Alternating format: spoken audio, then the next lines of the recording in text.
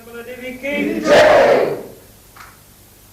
बोलो श्री कुंडलिनी माता श्री निर्मला देवी की जय।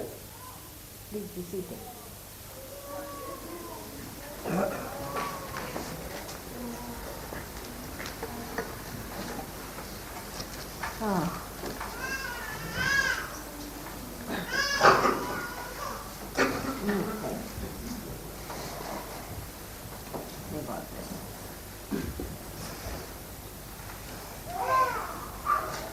Okay.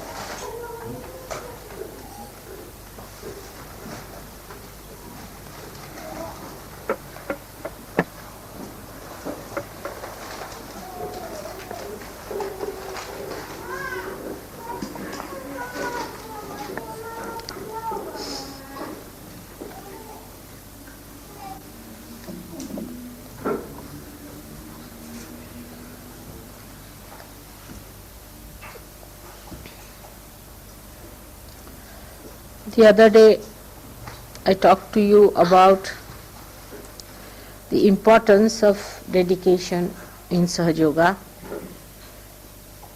and the devotion that one should have. Actually, when we are close to the mountain, we can't see much of it. And that's why we don't realize the volume that is so close to us, the greatness that is facing us.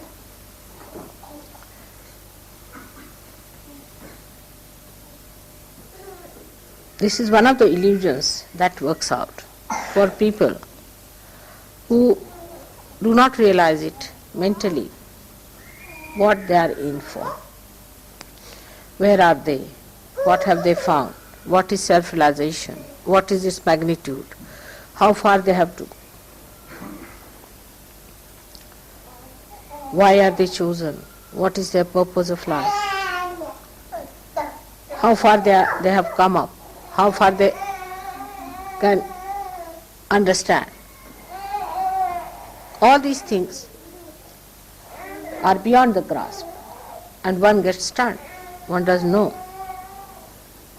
what has happened to him when he got realization actually. That's why to understand this, is only possible if you can understand how to dedicate, how to devote yourself. If you want to analyze anything on the basis of your rationality, you are too stunned. It's beyond. It's fantastic. It is too much. It's really beyond.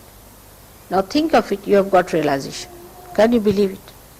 That you can in your lifetime. If somebody had told you this, you would never have believed it. That how can you get your realization in this earth? Of course you are seeking, because people were saying you have to seek, also you felt you have to seek. But you never thought that this will materialize like this, that you will get your realization. Then after getting realization, you could not feel what it was. As if you have dropped into the ocean and you don't know what is the dimension of this ocean. How far you have gone into it. What is it? Where are we? What is our purpose? To add up to all the mess, we become thoughtless. So you cannot even find out as to rationally what it is.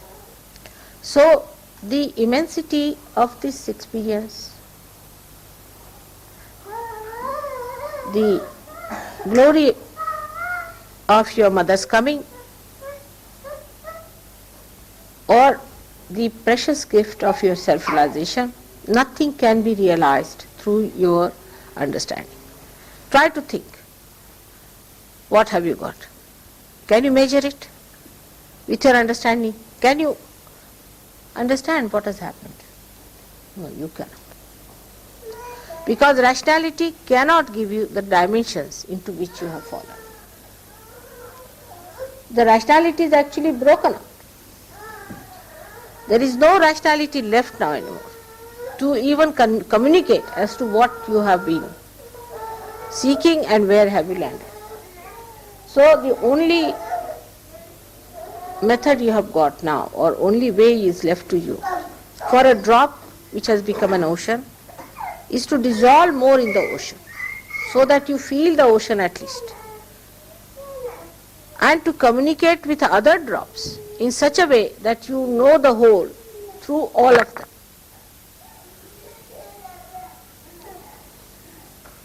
So first is a complete devotion.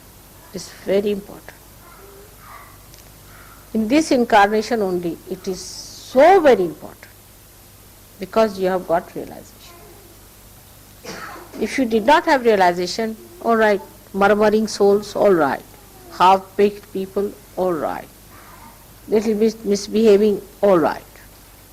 This can be forgiven, that can be forgiven.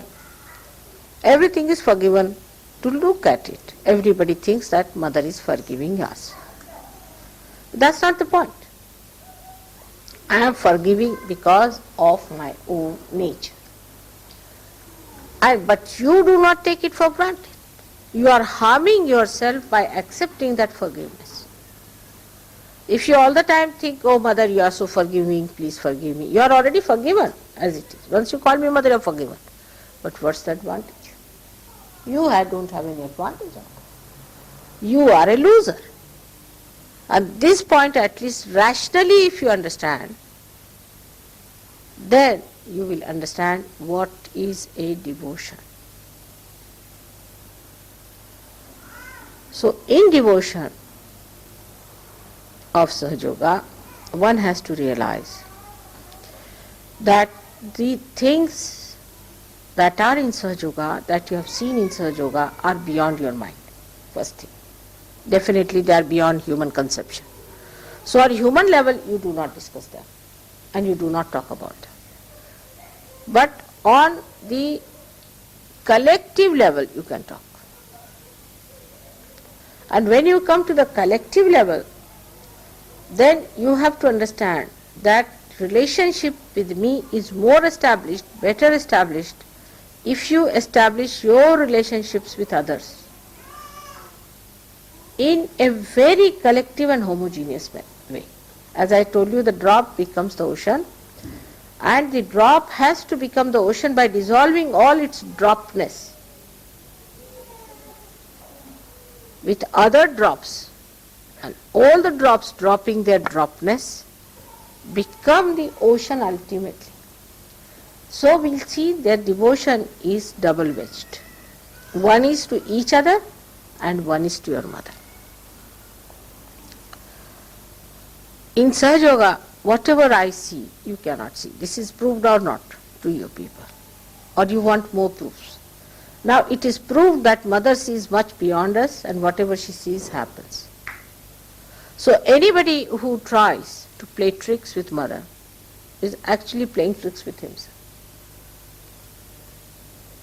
Any tricks you try to play with me, or you think that mother is very forgiving so she will forgive us, is really you are torturing yourself, it is detrimental. Many people are there who will say that it is my left swadhisthana. Some will say I was possessed, there was bhoot. Somebody will blame something else. Whatever you are blaming, actually who is asking you the explanation? It's only you asking yourself. You are not facing yourself. So the devotion to me means actually facing to yourself. You face yourself first of all and see for yourself what are you doing. You are your own enemy. Nobody is your enemy. Your mother is not, definitely. She is not your enemy by any chance. And no bhoots are your enemies in the way if you do not allow them, they can't be there. No evil person is your enemy because he cannot be effective if you are spiritually equipped. So you are your own enemy is decided. The only way to get rid of that enemy of yours, you have to dedicate. Supposing you say that I have faith in mother or in God. So you are holding on to something, isn't it? And you are discarding something. But this hold has to be very strong. Rationally, if you are at that time when you are sinking, will you rationalize whether I should hold the hand of this person who is saving is correct or not? No, your grip will be very strong. It will be extremely strong, and you will grip it with full force, with full faith that somehow or other save me. And that kind of a feeling should be within us, that I am a person who is sinking because of myself. And if I am to be saved, I have to be absolutely, completely submerged in search. Absolutely I have to become one with it. Then only I can be saved. Because at this level where you are realized souls of a higher level, now for a next jump, as I was saying to you, is devotion. Anything else has to be secondary under the circumstances. If it is primary and your attention is still on that, then you cannot have this second jump. First jump you have already done, you have got your realization. But from first jump to second jump, you worked hard, you have come to the second jump. In the second jump, you have to face it up. You should not feel disgusted with yourself, not dejected with yourself or nothing, but treat yourself as a separate entity. And dedication is actually turning back to yourself and looking forward towards the divine personality in you. Once there is divine personality in you, there is no problem of devotion. You will just become one with it. You start enjoying it. But this rationality is the worst thing. That plays tricks with you, which deviates you from understanding that whatever life you have led so far has been on a very material, gross life.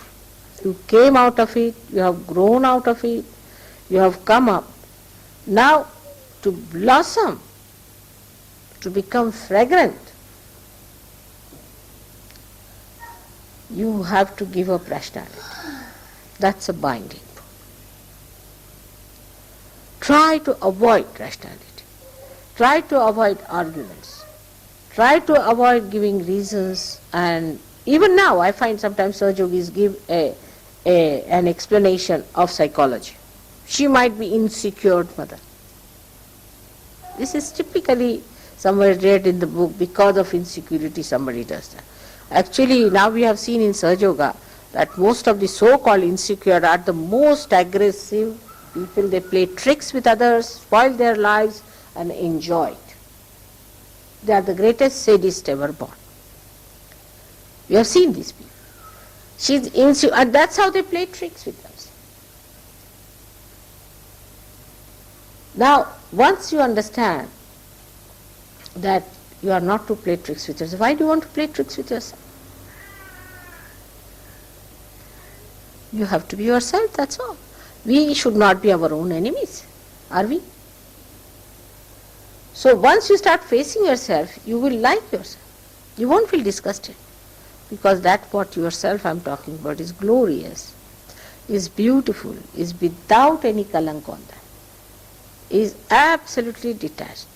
But first of all, your attention has to accept it, that this detachment is my life. I'm a different personality. Detachment is my nourishment.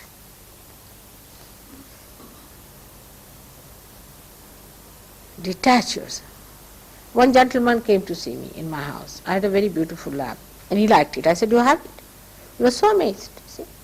Wife telephoned to me, "How could it be? How could you give away such a nice lamp?" I said, "What's that? Am I going to carry it with me when I die? Is it going to go with me?" Just see rationally.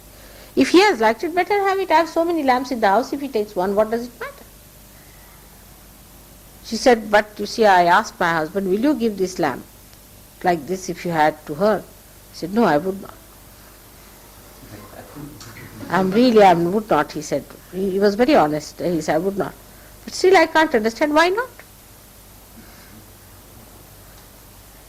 So, till the last end we are holding on to something very little there. This even a little bit is holding the sari. You know that. That can hold the whole sari. Even a little bit is attaching to the sari. The sari can be held back. The whole thing you can hold it with one little pin.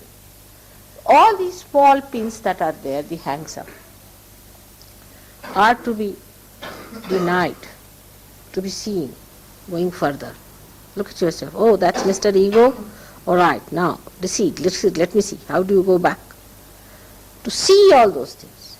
You see, as a play, you should see yourself. And then play tricks with your ego and superego. Actually, they are playing tricks with you. Once you are a master, you play tricks with them.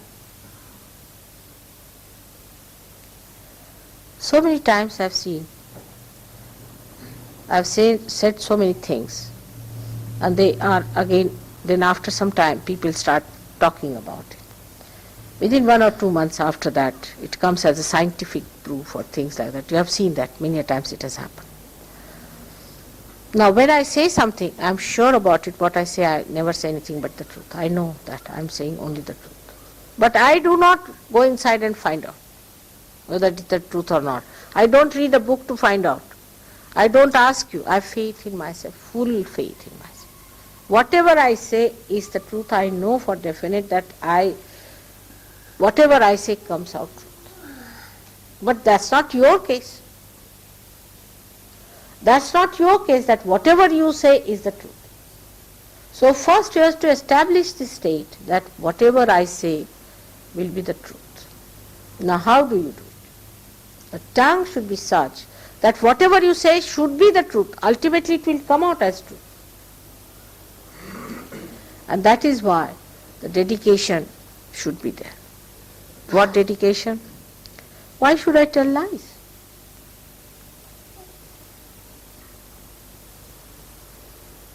There is no need to tell lies. Even if I tell lies, it will come truth. In my case, so-called lies. They are never lies. If I say to somebody, he is a bad man, apparently to your mother, he's such a fine man. How can you say such a thing about him? We had one Mr. Michael like that. Oh, he's such a loving person, mother. Well, somebody said, mother, are you jealous of him? Up to that extent, But when he showed his real teeth, you see, then people. So, to develop that kind of understanding about the truth, first of all, you should absolutely fix yourself on the truth. And the truth is that you are the instrument of God, that you have got realization, that you have got a special awareness which people do not have. Stand on that and proclaim it. You are not to be afraid of it. You have got realization, no doubt. You have felt it. Say it, I have got realization, nothing doing, I know I am realized. Form on that. In this expression of truth, you have to be like the light. The light asserts. It not only asserts, but it shows others also that it shines. It shows others that I am the light, that you walk in my light.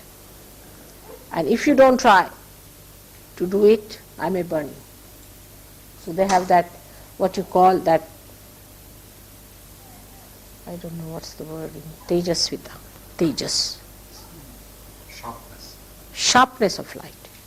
That Tejasvita is there, that sharpness of light. That is the proof of your truth. You are not afraid of any prime minister or any minister or any king or anyone. But this is the fact. That's the thing. I know I am a realized soul. I am the truth. If you say I am the truth, whatever you will say will be the truth. No doubt about it. Whatever you will do will be the truth. But say I am the truth. But for that, a real purification is needed about facing yourself fully in dedication. Means you are holding on to your mother. You are holding on to Sahaj Yoga. You are holding on to that truth which you have found out. And here you are facing others. Without that you cannot do it. Your source is that. You are standing on the truth. And that is such a power, such a strength. All of them, if you see, Christ had that power, Muhammad had that power, all these great people had that power. To say the truth with full courage, with that assertion that people will accept it. And they would suffer even for that. They wouldn't mind. But whatever is the truth has to be said. That's the first point, what should know about dedication, that you are dedicated fully, that you are not afraid of anyone. You are not worried about your losses. Some people have lost their heads also, completely cut their heads. People have tortured them. Some people have been taken away all their money, have been tortured in every way. But they thought this was the truth, they stood by. Some of them were stupid fools, they stood for something that was not truth. They did. But now you know that you are standing on the truth, and for that you should be willing to sacrifice anything, so-called sacrifice, because you are not sacrificing the truth. What you are sacrificing is untruth. For that you require people of strength and courage, and not these half-baked people. You see, the morning till evening asking for forgiveness from mother. What is it? What is there to ask for forgiveness? Because I am forgiving you every moment. But what are you doing to yourself? What sort of a person you are? You think about it, that you have to stand on the truth. For that you have to be a strong, courageous person with that sharpness, that tejasvita within you, of the light, of the beacon. But at the same time you have to have complete dedication. Supposing there is no oil in this, it will all go off. It has to have oil. It will go off.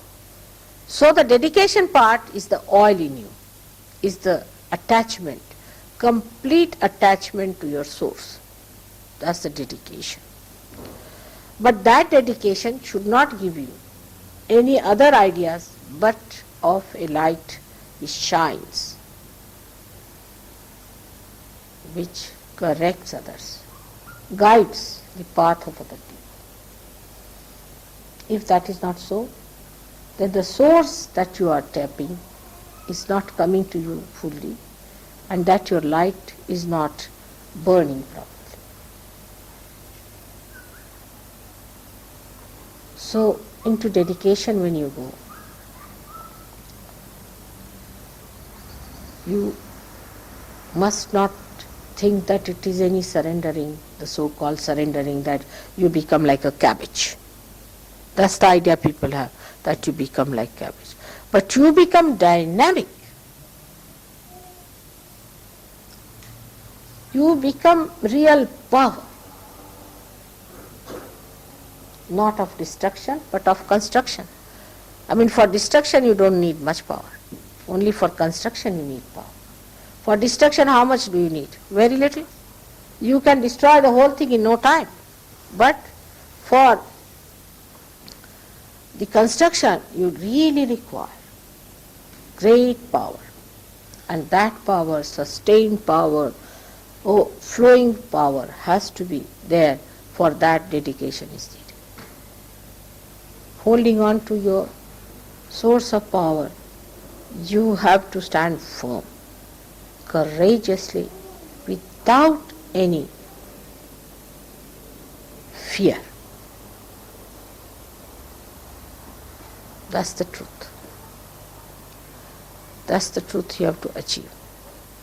That's very important. But this is only one side of the story. That's not sufficient. Just being the truth, the aspect of one side is there. But the other side of it is that when the source comes to you, you become the compassion. The truth and the compassion are one thing. You won't believe, but it is so. Like the wick and the oil combine to form the light. It is the burning of the oil gives you the light. In the same way, the compassion gives you the truth. There's no difference whatsoever. Only the state is different. That you cannot see the light, which is oil, and oil, which is burning. So compassion is the one which is the source as well as your store. So from the source of compassion, you get your compassion. You see, I have seen people, they want to have compassion for me. They want that I should love them. But reflect it back. Do they love others like that? I have known people, say for one person, says harsh things to other. One comes and asks me, Mother, forgive me for that. Or does something harsh just for the whim of the mind. Mother, forgive me. But when you ask for that, I would like to know, have you given compassion to another person? Even after getting forgiveness from me, that source of forgiveness, that source of compassion, have you given compassion to others? Have you been compassionate to others? You see, it should not be one-sided. If you are taking the advantage of my compassion, it should not be one-sided, that you use it for your own benefit and forget about it. Then you will never grow. You will never grow. If you have to grow, then you must store that compassion within. Whatever compassion I have given you, love I have given you, you must store that within. And give that back to others. Otherwise, you will be finished. You will be nowhere. It's the growth which is sustained only, not only by sucking from one side, but by giving to others. Otherwise, you will be stagnated. There has to be outflow. But that is a very hard thing, because people are very good at taking compassion from others. Or even if they are compassionate, they will be mostly compassionate to people who are, say, in, say, Vietnam, not in the ashram. They are more worried about Vietnam people, Oh, Mother, we are worried about Vietnam people, we are collecting money for them, we are trying to send money to Vietnam, and here among ashramites, fighting. This is not compassion by any chance. Sahajogis among themselves are a different race, and they are to support each other all the time and look after them. When I find Sahajogis criticizing Sahajogis, I am amazed. I am really amazed. Because you are part and parcel of the same. How can you criticize one eye criticizing another person? I just can't understand. I can criticize, all right. But why should you? Why should you criticize each other? Only thing that you have to do is to love each other. Christ has said it thrice. I must have said it 108 times already. That you have to love each other. That is the only way you are expressing compassion. If I have given you any love any time, you have to have patience with others, love for others. I sometimes try to coax people, and I find that people immediately come out with some sort of a criticism of others or something like that. Now the basic thing is that our compassion, if that is flowing, then only we can get compassion from others. There is no place anymore. I have done too much compassion business. And what I find that now, unless and until you flow it, how am I to give you compassion? I mean, there is no space left now. So better give it away, empty yourself a little bit, then I can give you more compassion.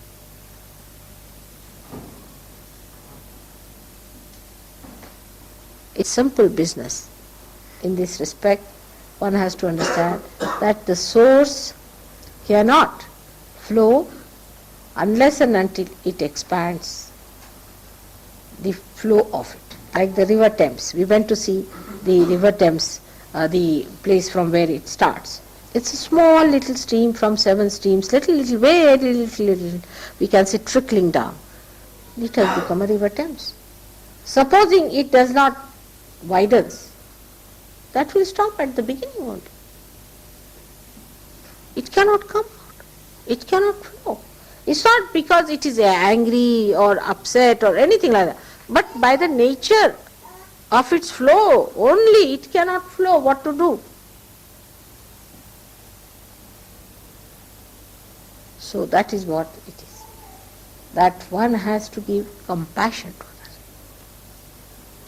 It should not be formal compassion or affected one, but should be a natural one. Very natural, spontaneous, feeling from within. It's not an expression of your ego or superego or over sentimentality, but is a kind of a understanding that he is a Sahajogi, you are a Sahajogi, you are brothers. Not the way the brothers have been, but a different type of brothers who are spiritual brothers. You are a spiritual people.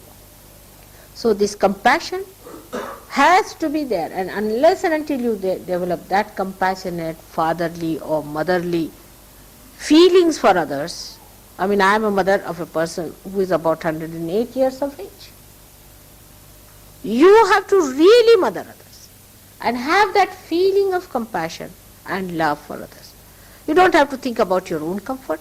You don't have to think about your own advantages, but you have to think about the comfort of others. You have to think what you can do to make others comfortable than to see what will make you comfortable. So this flow of compassion, when it starts, you see, the dedication is complete. Because whatever we got from you, Mother, we are giving it to others. That's the dedication. So the flow of dedication is not one-sided. It is double-sided. You stick on to something, you get connected with something to get something out of it, and you give it to others. And ultimately that reaches the collective being, means it reaches the source. It is in this light we have to understand. Exclusiveness, oh, we should now marry, we should have separate place, we should live separately. It's all right. You must have little privacy as a married people. I am not saying that. But as far as compassion is concerned, as married people, you have to be much more compassionate. But you will only worry about your own children, about your own comfort, about your own husband, about your own wife. In Sahaja Yoga, there is no place for such people. It's all collective. When you bring sweets for your own child, bring for other children in the ashram. You are one family, and all the family has to move with the same waves. I had told you before that we cannot have separate food arrangements, separate this and separate that. And in the same way, we cannot have separate standards of living for different people. We all have to enjoy whatever is enjoyed by all of you. That should be so. And that should be achieved on material level. On emotional level, any marriage which is absurd, which makes everyone unhappy, is useless. But marriages are made to make everyone happy. So before you decide to marry, think that you are not playing tricks. Playing tricks in Sahaja Yoga is very, very dangerous. You are not playing tricks with your marriages. You are not trying to involve somebody else thinking that Mother will forgive you or not. I will forgive, but your assent is difficult. So don't try to play tricks with anything that you have been doing before, but change yourself completely, transform yourself completely. Now you change your attitude towards life, you can, because it is changed already. If you try to be the other person, you cannot. Now you have become a flower, now you can't become suddenly the leaf. Now you are a flower, and you have to live like a flower. And that's what you have to remember, that compassion is such an outflow, is such a natural thing for a Sahaj. It's not natural for anybody else. Other people who talk of compassion or this and that are not at all compassionate. They are doing it for money, they are doing it for position, they are doing it for ego satisfaction. But you are having compassion because you have to have it, jolly well. It is flowing, the compassion, because it has to flow. And you are doing compassion because of compassion. There is no other purpose behind it. Only this will give you something that is of permanent nature, of a sthayi nature. I have seen people, as I was telling in the morning, who have gone to an organization, made a beautiful organization out of it, and once they leave, the organization is finished. Because they do not give anything substantial to that organization. And what is to be given is a large heart of compassion. If you do not give that, once you go away from that, the rest of them are again barren. It's not grown. Like if you bring water and plant things and give water to that area, then it becomes very beautiful, and you can say it's a very lush growth.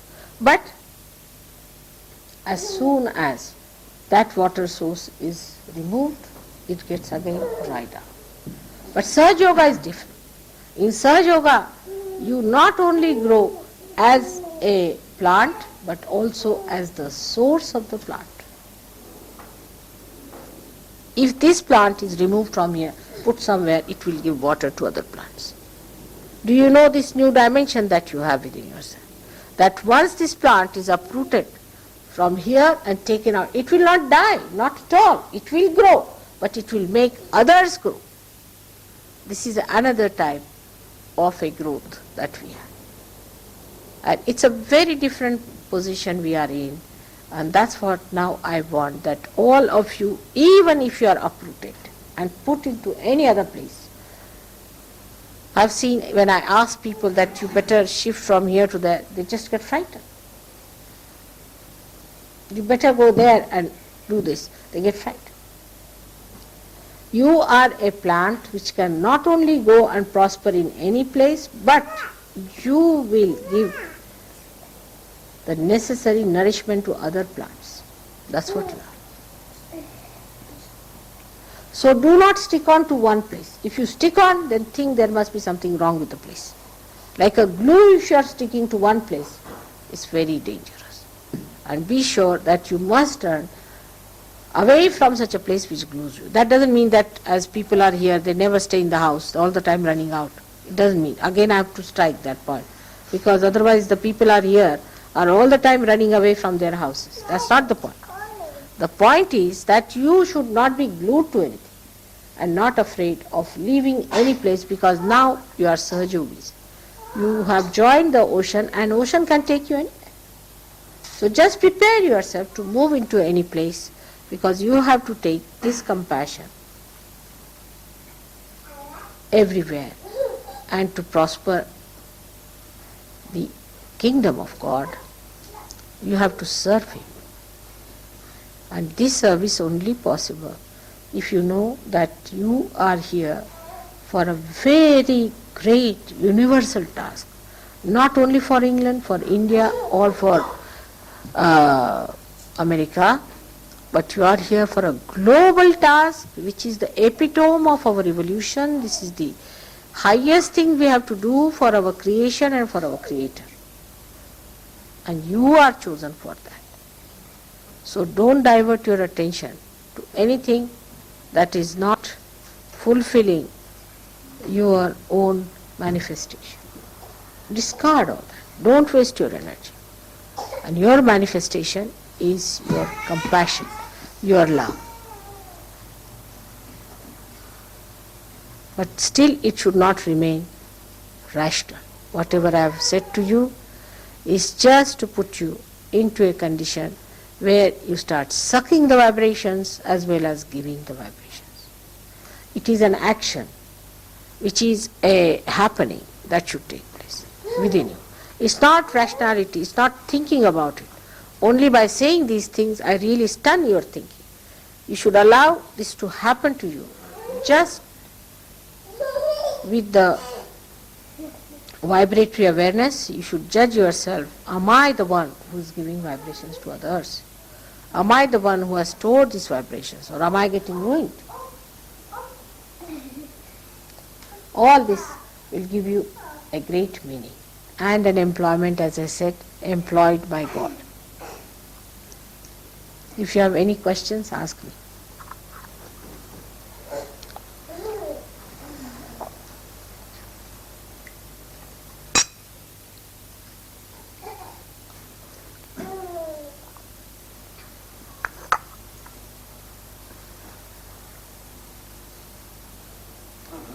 If you become angry at any point with people, is that because it's a tendency or a negative entity, or is it just a tendency to react like that? You see, if you get angry within yourself, and if you are sure that you are not doing anything wrong, for a Sahaj Yogi there is no need to say outside you are angry. There is no need. That anger itself is a power. And you should do your bandhan and anything that you want to do. But you should not show that you are angry. You should be absolutely silent, because you can be. You are in the axis, you are not on the periphery. Actually, the anger is just to see your anger and use that anger for that purpose. And once you start doing that, that anger will itself work out. That anger will itself work out the person. And you will be amazed how it, but you must learn to see your anger that is working. All these things are important. You have seen that sometimes only shouting at the bhoots, they go away. And many mad people have been cured like that. But you don't do all that. That's for me. You must be always decent with decorum and all that. But if the anger is because of your nature or a tendency or out of control, then it's a bad thing. If it is an out of control, then it's a bad thing. If you get into a temper because it is out of control, then it's a bad thing. I can get very angry, but I am completely under control. I know why I am angry, where the bhoot is, how he is running away, I can see it. But you can't see the bhoot, you can't see anything. So there is no need for you to get angry, show temper. But if you have an anger, say for example, which makes you uncontrollable, then there is a mantra for that. Shanti. Ya Devi Sarva Bhuteshu Shanti Rupena Samsita. You must ask for that bliss, for that peace. This is a mantra for you. For controlling your temper, you have to tell yourself, Ya Devi Sarva Bhuteshu Shanti Rupena Samsita. So Shanti is the point, the axis point is. From where you witness everything, you are in Shanti, you are in complete, you are not in a turmoil, even if you are angry. You are not in a turmoil. Whatever is angry is the power, and the power is taking charge. But unless and until that is achieved, what you have to do is to put yourself in a position that you are peaceful. So I think that's a very good mantra, is to say, Ya Devi Sarva Bhuteshu Shanti Rupena Samstita. Can you say that?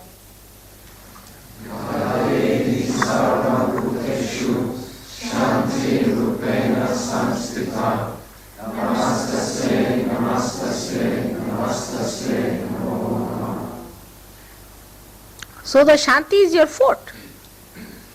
But peacefulness never means cowardice. Never call cowardice as peace. A person who is peaceful is never coward, because nothing can transgress it. Nothing can overpower it. It is never possible that cowardice and peace can go together. But your power is inside, not outside. So you don't show your power of your anger outside. But just a little anger with anybody, you will see it will work out.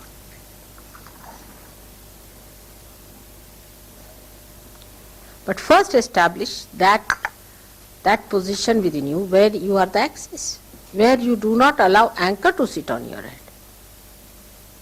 That is the growth. That is the growth, that you are at peace. Also, another question. All right, satisfied now? Both ways you should know. That one is the anger that is detached is perfectly all right. Anger which involves you, work it out. So judge yourself as to what it is. Good question.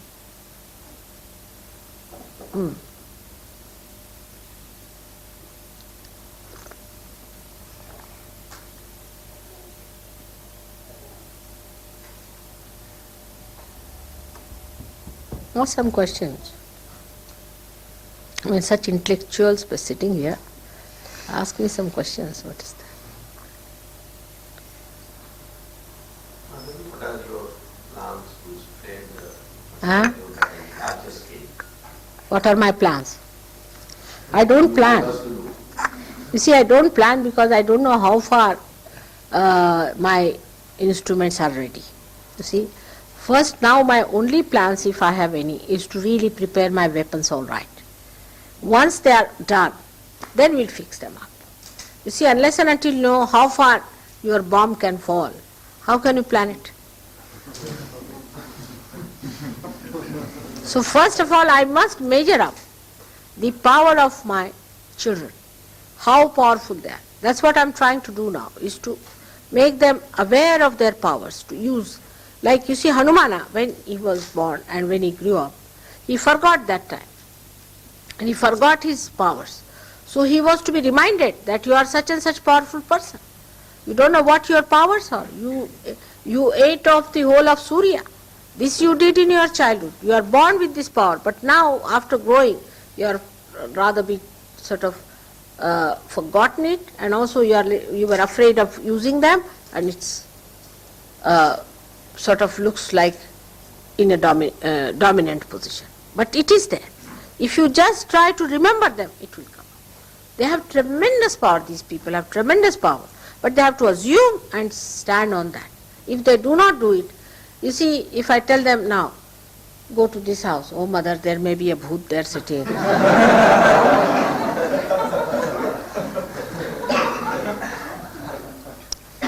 A person comes possessed in the ashram, they all shut their doors, oh God, this bhoot has come. Or something, then what?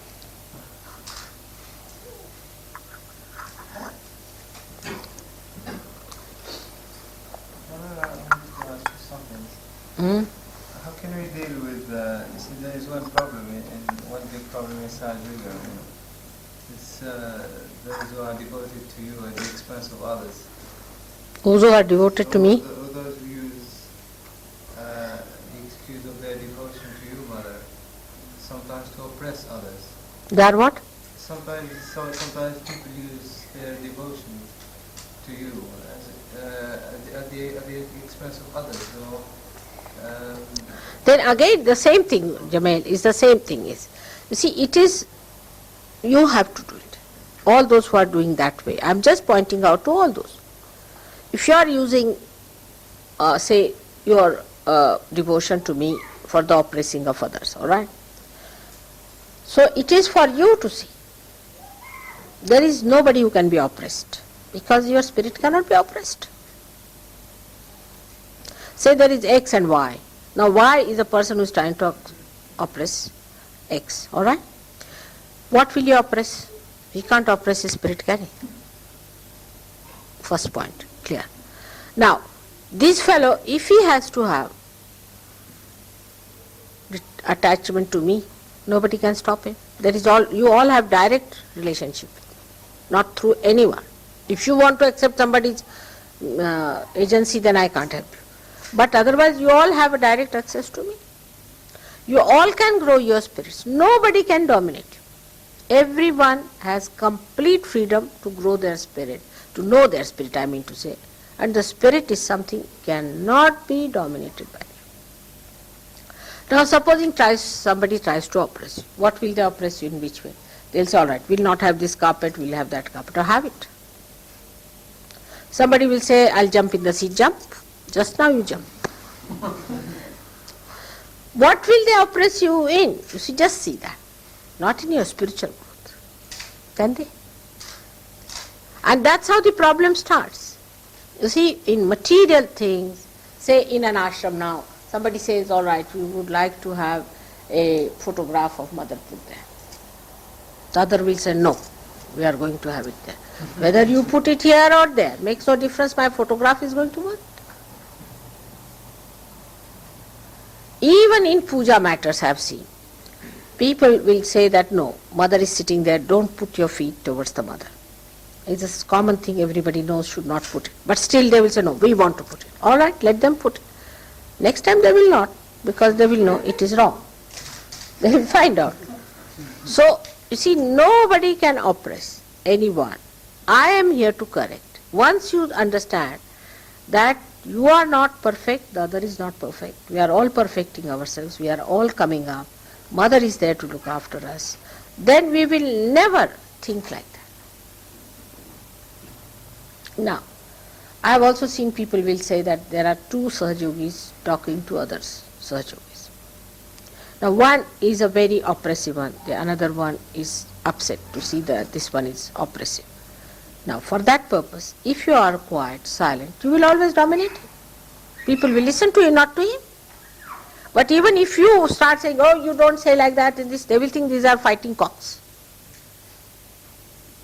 Then at that time, your wiser this thing will even give him a chance to understand. But what happens, one person dominates, another tries to dominate them by outward things. And the whole show is over. There is no need to dominate another person by outward things. He will settle down by himself if you show your dignity of your silence and of your understanding of Sahaja. There is no need just now to say, shut up, you sit down, you don't do. It's absolutely wrong. They do it. I have seen it. In my presence I have seen it. Because we still live halfway there and halfway here. The way we solve the problem, say you have to do some business. There are two people doing the business. One person says something, another says, why did you say like that? You shouldn't say. This person says to that person, you shouldn't correct me. Like that the fight is on. But that doesn't help anyway. There also. But in Sahaja Yoga it will never help. The another person can only be known over by his dignity, by his quiet methods, by approaching a person properly. That's how the leaders will come up. They won't come up by shooting another person down. Not at all by any chance. That's not possible. It's not good leadership. Good leadership is judged the way you handle the situation, not the way you fight another man down. So many times you have seen, I just keep quiet, it works out. Not necessary that you should at that moment shout. There's no need. And it creates a very bad impression and very bad leadership. First of all, you cannot be dominated. This is one fact, is it true? You can grow in your spirituality, whatever people may try to dominate in the worldly things. Thank God we don't have any organization. Thank God we don't have secretaries, assistant secretaries, under secretaries, by secretaries, upper secretaries, lower secretaries. We don't have any nonsense. Otherwise even that would have been dominating to people. Then they would have fought that. So we don't have that problem. We don't have any money problem because we don't have all these nonsensical ideas. I have solved these problems by having no institutions, no positions. Everybody has position. But the greatest position is of your spirit, which you establish. The attention is not there, it's more ego-oriented. The whole stuff is ego-oriented. You can't fight ego with ego. You cannot. You can only fight ego or superego with spirit. How much do I dominate you? I absorb all your aggression also. And how much do I dominate you? If I have to correct you, I go forward and do it and tell you that I am correcting you, whether you like it or not. And you see the result, it's all right. But if you have that capacity, do it. Then there is lacking in you that you cannot do that way. So be prepared not to at least spoil the show of Sahaja. One person is talking too much, all right, the others will say he is good for nothing, but another one is a sensible one. But if you both are fighting, I don't. That doesn't show any wisdom or growth, isn't it?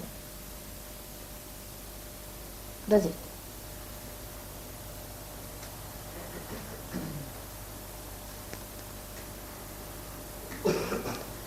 Those who think that by dominating in small, small things you are going to achieve anything are wrong. Actually, I have seen my grandchildren are realized souls. They are not bothered about these things. They don't do this. This kind of a fight they don't have. That where to keep these, what to do this, they don't have. Nothing. At the most, they might fight for a chocolate or something at the most. But in spiritual matters, they never fight. In spiritual matters, they never fight. That's the place one should not fight. One should not argue. That's the point, not to be argued, because truth is one. What is there to argue? You have seen all these saints, you see, those who have talked about me. What do they say? Everybody says the same thing about me. There cannot be any fight between saints. Can there be? If the truth is one, how can there be fight? But because one is inadequate, another is dominating. Both must achieve that state. But the best is to be more dignified, more grown up, more patronizing. People will definitely take to you because you will become the leader.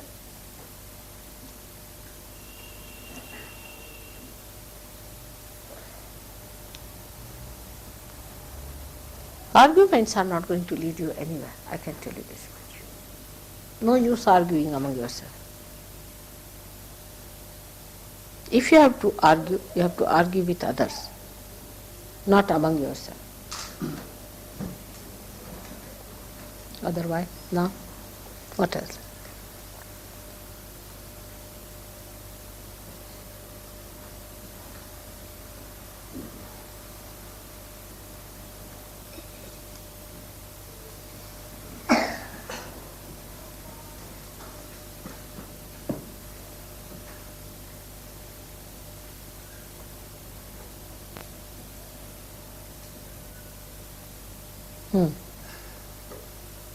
What is the thing?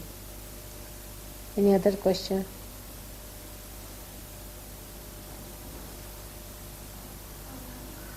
Mother, could you please tell us a little bit how we fight our ego with our spirit?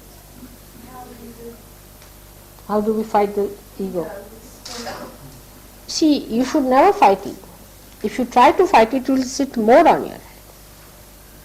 That's not the way to fight it. That there is ego and you fight your ego, oh yeah, I'm going to box you, then it will grow more. See, the more you box it, the more it will grow. Never fight your ego. Only way is to see it. Your attention is very important. Your attention is now enlightened. Whatever you see, it comes to its right side. It comes to its right side. Size. Say ego. If it is overgrown, you just watch your ego. Best is to watch yourself in the mirror and you say, oh Mr. Ego, how do you do?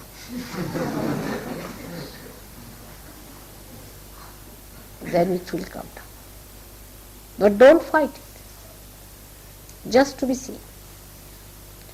All kinds of egos could be there. If you are overeducated, you are egoistical. If you are uneducated, you are egoistical because you must try to show that you are something. All sorts of egos are there. So best thing is to see for yourself. That's why I say face yourself. Yourself means your spirit.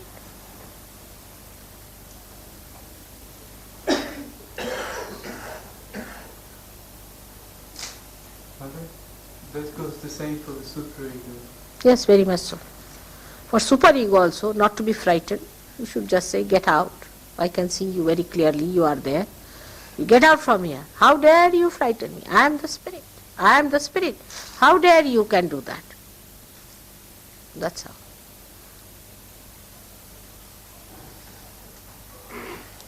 You see, ego makes you idiotic. Absolutely. Ego makes you idiotic. Makes an idiot out of you. Absolutely. And the superego makes you a coward. It makes you a coward. Now, how to fight it? I am not going to be an idiot. If you say that, ego will go away. If you want to be an idiot, then he will be there. to help you. If you want to be an idiot, all right, call Mr. Ego. You'll become an idiot. Straightforward. The easiest way, if you want to become an idiot, simple thing is to call the ego. You come, Mr. Ego, and settle down in me, and immediately, this is a very simple composition. And superego, if you are a coward, then it sits on your head. Say, I am not going to be hum ksham, as I told you, the mantra on the Agya. Either you have to say, I am. Another, I say, I forgive you.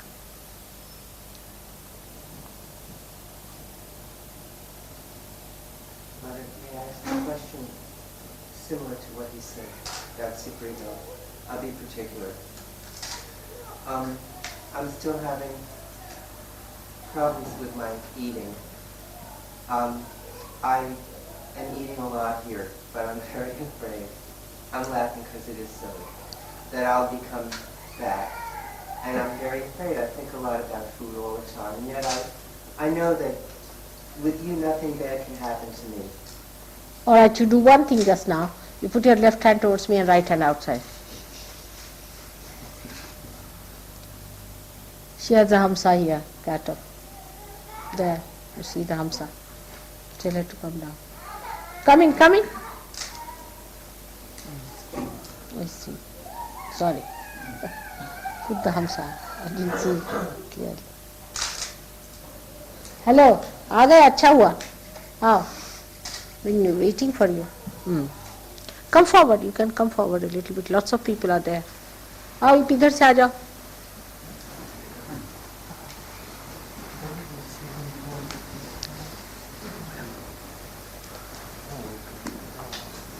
What's the time? चले आप. हाँ? Past 9. 9:50. Past 9. Shall I do it then? Yes.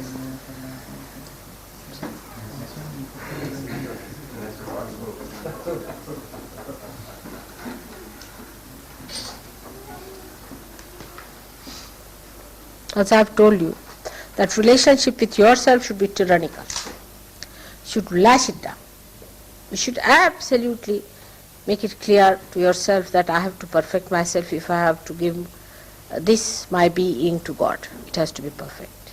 Secondly, if you have to have relationship with others, it has to be ideal relationship. Sahajogi with Sahajogi means something great. The greatest relationship is that. With your sister, with your brother, it should be ideal. And in collectivity, we have to be pragmatic. In collectivity, we can change our course, we'll take the way we like, the way it moves, we'll manage it. But otherwise, you see, for example, take a plane. It has the same thing. Plane, when it is in the air, it can go wherever it likes. But the screws that are fixed in a plane are ideally fixed. They cannot just start like a pilot seat doesn't go to the back and the back doesn't come to the front. See, the relationship is maintained. All right? And the screws which are made or anything that is made is perfect. But the aeroplane is not fixed. Aeroplane can go southward, northward, anywhere it wants to. Only the things that are in it are correlated with each other in such proportion that they cannot budge from their ideal positions. I am giving this example because you are here. You will understand it better now. And these things that you have produced are themselves are perfect. If they are imperfect, there will be a problem. It's like that. If you understand this very simple thing about relations and attitudes, you will never have problem. Your relationship with a Sahajogi has to be absolutely ideal relationship. Otherwise some screw is loose. Try to make it ideal. Say there's one person. You find the person is too egoistical or something. Try to see what's wrong with you, first of all. Am I perfect? Am I all right? Or am I equally dominating? Am I equally egoistical? All right. If I am, then I better correct myself. But if I am not, if I am a good person, that way I am not dominating, then I should try to bring down his ego by making sweet things to him, making nice relationship with him. Try to be kind to him so that his ego comes down. Manage. somehow or other, to establish ideal relationship. It's absolutely simple. I mean, I don't understand what I have to tell in this thing. You know everything, that it has to be proper. Now see, the relationship between that and me has to be proper so that it doesn't burn me, isn't it? It's absolutely in lifetime also we have to do the same. That relationship with each other has to be ideal to create the best results. It is so practical, I don't know what is there to tell in this. And you have to be perfect because you are the unit. And the whole thing can be pragmatic. Then only it can be. But here just the other way round. The screws are pragmatic. The relationship is imperfect. And the collectivity is absolutely static. Doesn't move. The collectivity, after all, we are collective, bound to each other. How can we move, mother? We are static now. We are bound to each other, we can't move, you see. Just like Rock of Gibraltar.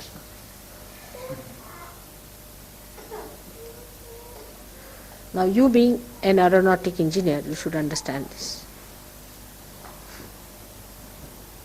better than anybody else, this example. What else is the question? How are you? All right? I'm asking.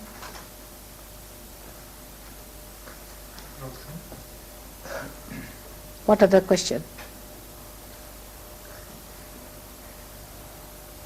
Srimati, can you say something about maintaining our attention so that it stays where it should and doesn't get diverted into trivial things?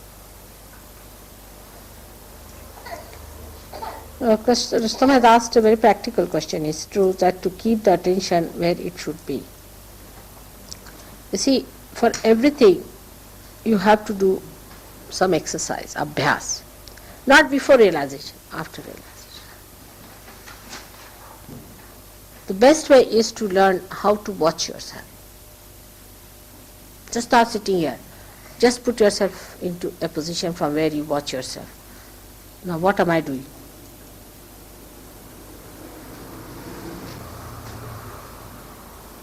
This is the abhyas. This is the study. Apart from mantras, apart from anything, the abhyas is the practice. Practice of becoming a witness. And the witness is the spirit state. Then attention will not go. I mean, you will see everything, it's there. But attention will be inside. Try to practice this. Am I a witness? Now say, some people say, oh God, I had a horrible time, whether this happened, that happened. See, you are not a witness. How can you have a horrible time if you are the spirit? You only have a horrible time when you are not the spirit. If you can watch the whole thing as a drama that is played, then you are not having a horrible time. But this outside of you is having a horrible time which you are watching. That's how the attention can be fixed very well. If you practice abhyas, practice all the time to be witness. Say you go out, you see something, just try to see it, not to think about it. Be a witness of the whole thing. The joy will be complete and also you will become absolutely peaceful. Your attention will be completely enlightened. And then the inspiration you will get will be tremendous.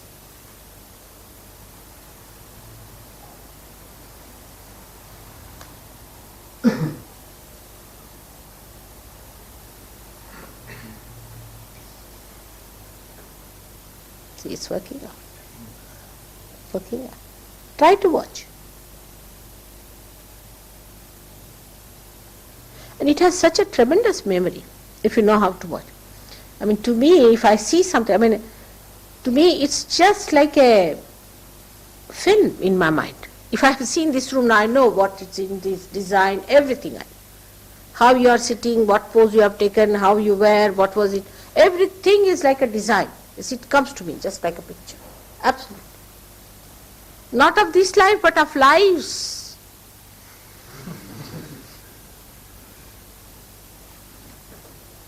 because that's a recording system that records best.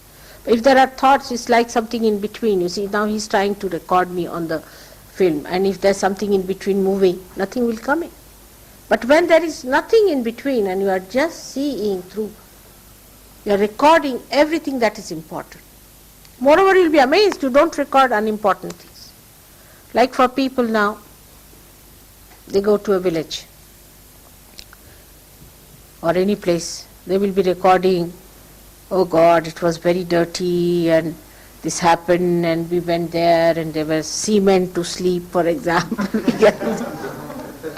Or then we went inside and there was no proper chair to sit down and the chair was so hard and my back started aching. All these things they will remember. And then what happened? Oh God, I couldn't get realization. Everything that bad. You see, just like newspaper, all bad news.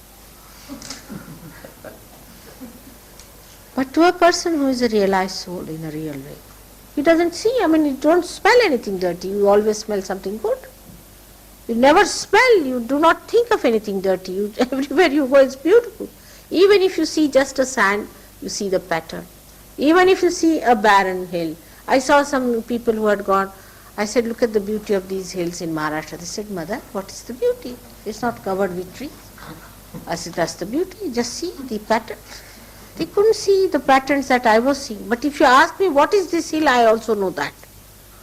Because I know the patterns of all the hills, how it has moved, how it has made patterns and things like that. Because they don't see that. You see, they cannot see the beauty. Because they are looking out for defects. Or relatively, you see, English trees are better than, say, XYZ trees. So, then this is not better. The relative, they start. But you are at absolute point, you are getting the absolute of everything. Everything is your own. What is there to judge? Mother, perhaps you can see the beauty because you're the artist. Huh? Perhaps you can see the beauty because you're the artist. I am the artist and I am the art. But what about you? Who are you? You are the one who is created, and you can create and you can become the artist. That's what I am saying. That you are not only the light, but the light that will give light to others. And also you will sustain that light which you have given light. This is the difference now between you and other people. Not that only you will be an artist, but you will enjoy the art of the artist. This is what you have got. You don't know, you are not aware of your powers. It's a dynamic thing which has happened to you, which you should take to. But our attention is on from where the dirt is coming, where the filth is coming, where the ugliness is there. If your attention is on ugliness, people tell me this was ugly. I said, I didn't see. I just saw the way the elephant was standing, you see. The way he has pulled up his leg and he was raising his trunks. I never saw the dirt part of it. Where was it? At the back of it. I said, I never went on the back. If your attention is on even description of a person, ask a person how is he, little funny points will come to your head.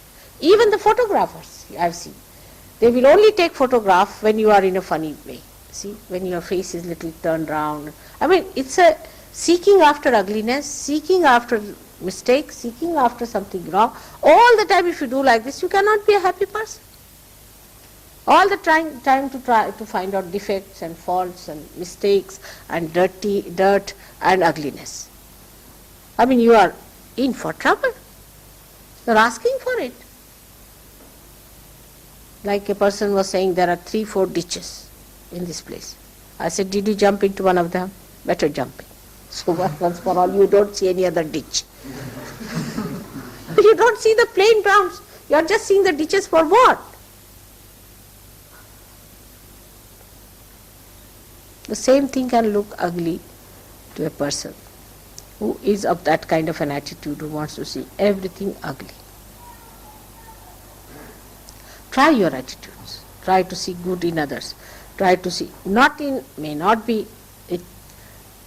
I'm not saying for other people, but I'm saying at least for Sahaj Yogis you can do it. Try to see good in them. What good they have done to Sahaj Yoga. what you owe to them, how to get along with them. Why not see the good of them? By giving them encouragement, by being good to them, you are helping Sahaj Yoga. But you want to help your ego because you are very wise. So then only, when by appreciating another person, only you have better relationship. This is a very simple fact. You see any film, there the two people are talking to each other as if they are barking at each other. What does it take to be kind, to be gentle, to say pleasant things? As soon as they will see a person, oh God, you have become very ugly. This is the best compliment.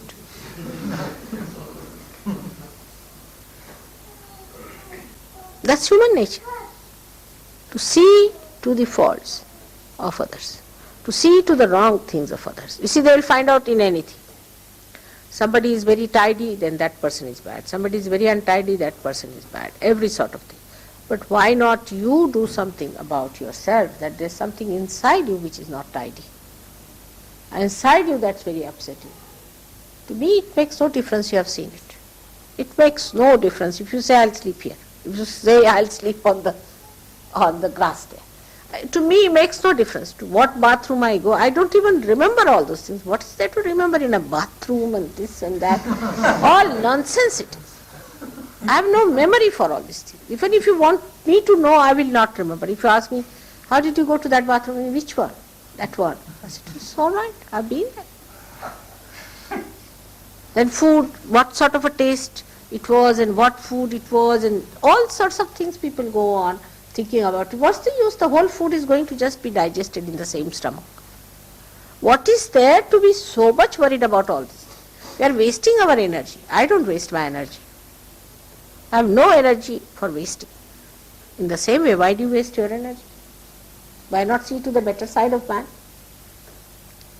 By seeing bad side, if you can cure it, well and good. But if you cannot cure it, you are going to get yourself bad. If you can cure it, nothing like it, but you can't.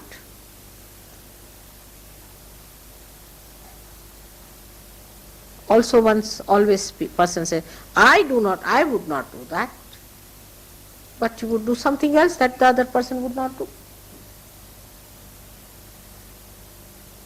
When judging others, one has to know one should judge oneself first of all. Because with what are you judging? With your ego or superego?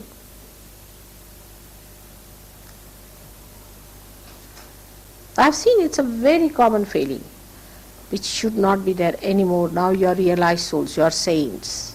And the saints, though olden saints might be doing whatever they did, forget them. But you people are not going to see the faults of each other, but to the good points of everyone. Simple things I have seen. Somebody says a wrong English word or a Sanskrit word or a wrong this, immediately will catch on that. But he gives a big lecture, it's all right. That nobody listens. Your mind is working. What wrong thing he is going to say?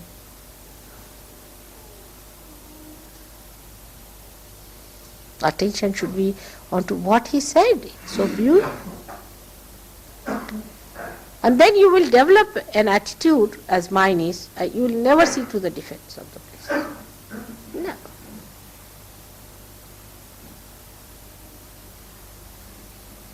No, know that. You will have no eyes to see. I mean, mine is like that, condition is like that, I tell you. It will be like that. It's very difficult. Like somebody says, you come and play those cards with stakes. I never remember. I'll always lose. So I said, what's the use of playing? I don't remember. See, everybody says you have so many brains otherwise. So can't you remember these 3 cards? I can't. Just my brain goes off. I put automatic. I don't know. I look like a stupid fool when I play that game. So why should I play? Anything like that, I am absolutely good for nothing. So it's a thing people know, she is useless. Forget her. But it should become automatic with you also. Then it's so enjoyable. How beautiful we are, that everything is so beautiful around us to see. Such beauty exists and we do not see it. Such tremendous joy, every bliss is there flowing within us. And we don't know, we don't notice it. It's such a happy thing. It's such a beautiful thing. Oh God, such a source of joy was just standing next to me, I never knew. And just I turned round and saw that force. Turn round. Turn your back. All conditionings of yours, the ideas that you have. Do not pass judgment. First thing is.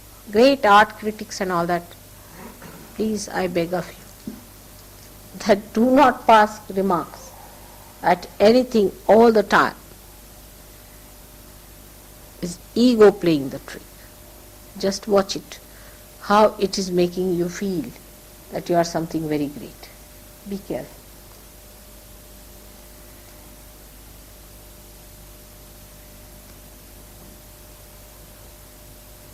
There were some people coming from America. Have they come? Steve and Christine, they called to say They haven't come. they're coming in 1 week.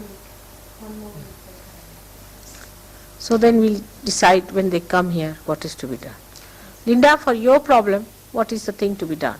Will you get out of your personal problems or not? Now I'm talking to Linda now.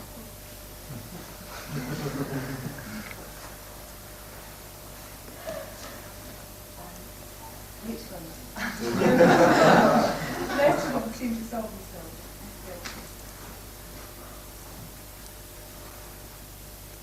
I would suggest you should stay with your mother. She needs you. She's an old woman. She needs you. You must serve her. There's nothing wrong in it.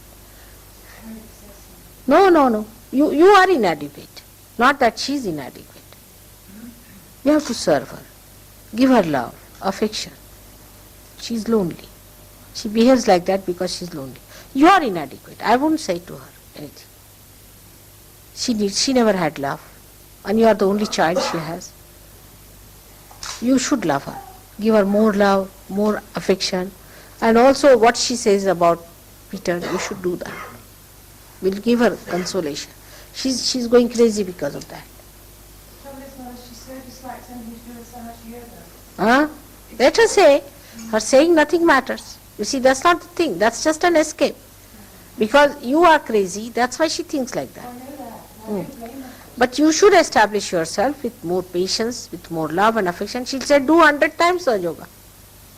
How has she changed her attitude? Because when you went there, you went crazy. And you are quite crazy sometimes, I've seen. First of all, you must be a tidy person, neat person, must look after her. You must take up her responsibility of looking after her. She's an old woman who has had no love all her life. What she wants is love. And as a child, daughter, you must give her love. Whatever she is, you can't leave her alone. If you give her love, I'm sure you can cure her. You take it up as a challenge and give her a bandhan. Everybody can give her a bandhan and put her right. You cannot be helpless like that to run away from your duties towards your mother. I will never allow you. You can go to Cheltenham, start a center there, attend it, do it. You have to. Do you want me to actually live with her? Huh? Do you want me to actually live with her? Should she live with her mother? Yes, of course. Why not? She is your own mother. She's not such a cruel woman. I don't think so. I've seen her. But you get crazy yourself. I know that. This is how you will test yourself. You should live with her. After all, she's so old now. What's her age? 64, 63. See now. At 63, if she's left alone in that house, what will she do?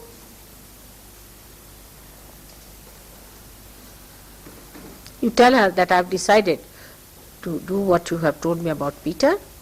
She hasn't really told me anything about Peter. Huh? She hasn't really told me anything about Peter. I've been doing most of the telling. All right, whatever it She's is. quite agreeable. She'll be all right. You see, you try to tell her these things. She'll be all right. You tell her, just like this, and now I'm going to look after you. You are very sick. You are not well. Take care. Did you talk to her kindly sometimes? No, you did not. You did not. That's what it is. As a Sahaj yogi, you have to be extremely kind and compassionate towards her. She's an old woman, had no love from her husband. She has tried to do something for you, always. So as a daughter, you have a duty. I don't very worried about Bumble because there's a sort of three-cornered arrangement which comes up. What happens about Bumble? Well, Bumble sort of finishes up in between me and her. It's But if you finish off from yourself, she won't be finishing off like that. See, why do you create a problem between you and her, first of all? There should be no gap. If there is no gap, then there won't be any problem. The problem is because you are a problem and she is a problem, so the child suffers. But if you just have nothing, if she tells, on the contrary, if a child tells anything about your mother, you should say, don't say like that to me, she is my mother. Tomorrow she will turn back and tell you that. Take it from her. she's, I mean, in that way, she's She is much more sensible in this than you are. You should not tell her anything about your mother. You should say, she has been very kind to me and nice to me. If it is communicated to her, if through Bumble, things will be all right. See, how long is she going to live with this kind of life she has had? All right? Where are you going to try your Sahaj Yoga? If you can't try on your own mother? she won't have it for her. No, that's not the way. It's not outside, it is inside. I try and cook for her and she won't eat what I cook. You don't have to do it outside. You have to do it inside with her. Be kind, be gentle, be of service. At the most she'll shout sometimes, doesn't matter. Forgive her. Forgive her. But she has one thing which really worries me. She doesn't sleep at night. She wanders around talking to herself the whole time. She's done this. You see, it's all right. If she doesn't sleep, then you can say some mantras in your heart. You know there's a mantra of Nidra and all that. You put her left to the right, she'll sleep off. You do it all that. She'll sleep. You should say that, breathe 3 times heavily, you'll sleep off. And if you, when she's talking also, if you sleep off, she's not going to wake you up again.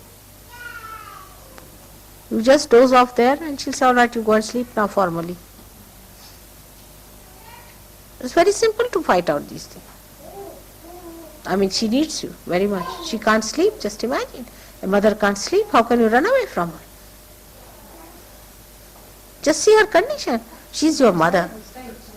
Then how can you leave her? You can't. Can't leave her. No, I wouldn't say that. You can't leave your mother.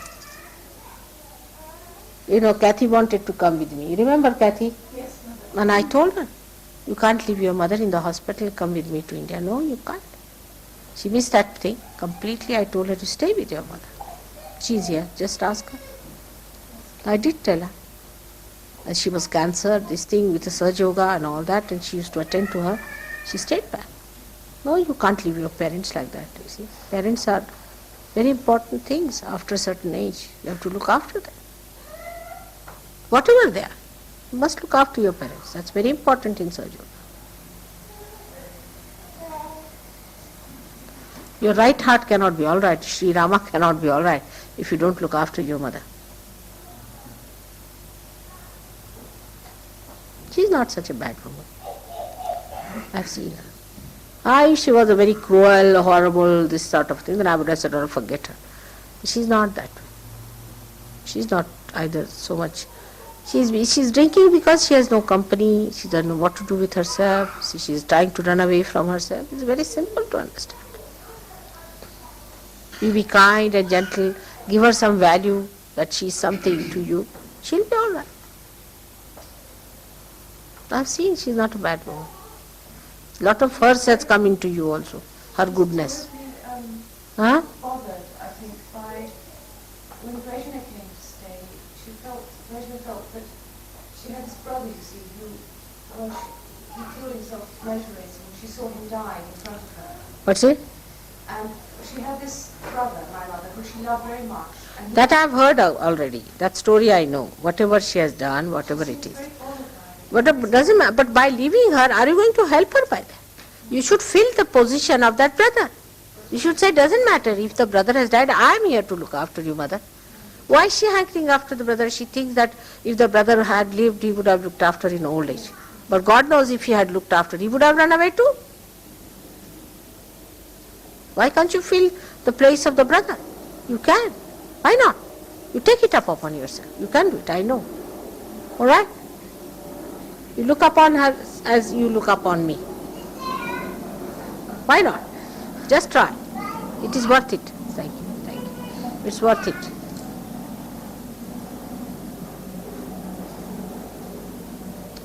nice and gently. Say nice things, pleasant things to her. Show interest in her life. Actually, you see, all this has come from the psychologists also. Horrible ones. No, they always suggest the mother did something. Everybody I saw, they said, my mother is like. I said, how can everybody's mother be so cruel? Could be some people's, but not everybody's. And also if they have deviated from right path, it is because they never got their love. They never got their place in life.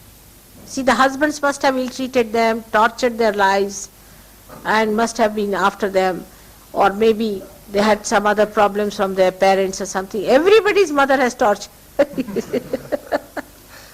It's a psychology, I think. That way mother is in a way always, if you look at her from a wrong angle, she will look like your enemy.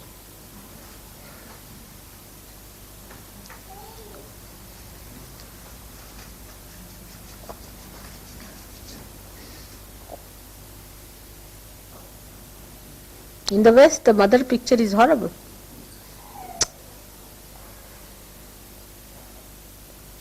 Also wars, things have come in that generation. People have been shattered of their values.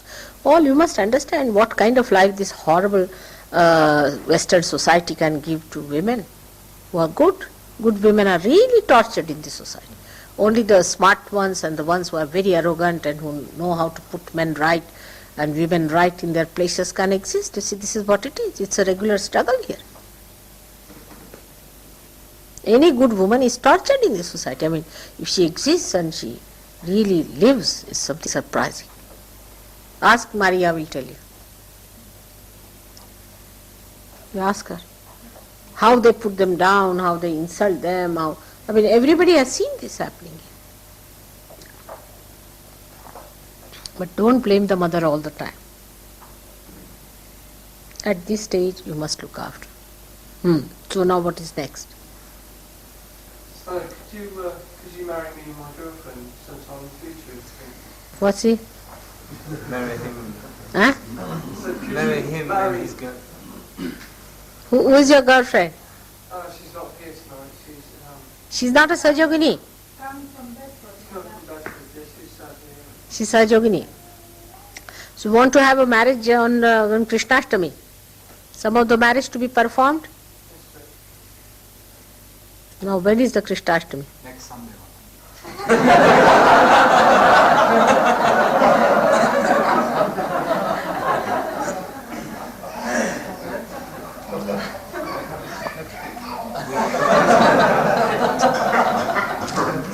Sometime in the future, not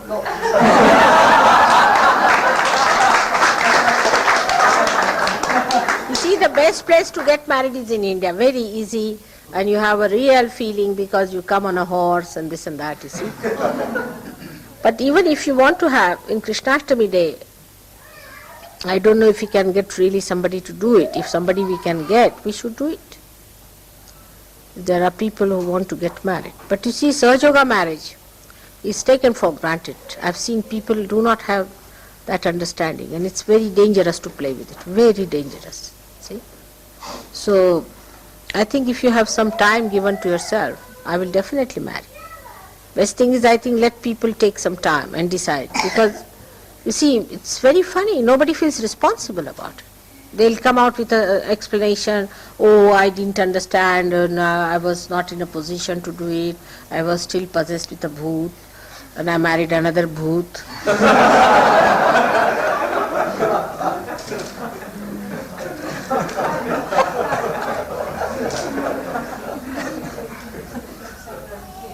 Yeah, I lived with her for 2 years. With her. Yes, with her. You see, you have given sufficient time now. But you see, one thing is, their living is in the West is simple, people. But if you tell them marriage, oh God, they go amok. They go amok. You see, if it's a marriage, ask David Prowl, he'll tell you.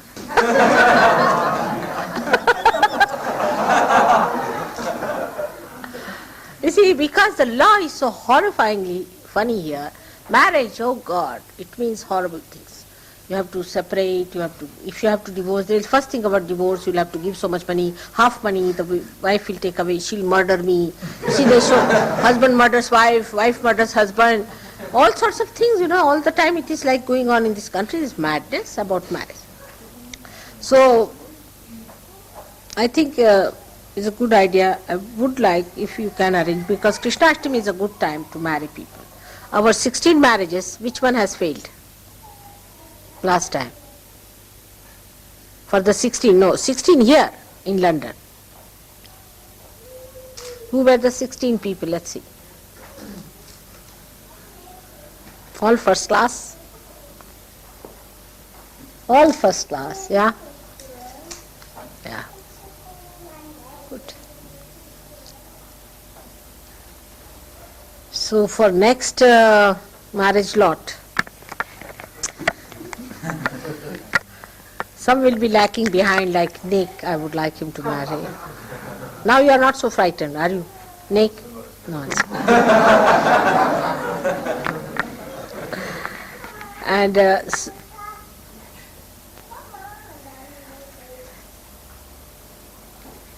Dashera mein shaadi ho sakti.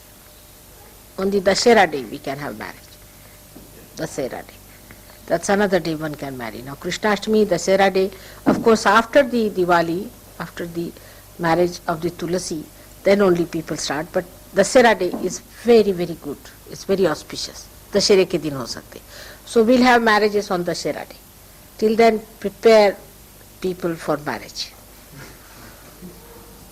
All right? Dashera will be, say, about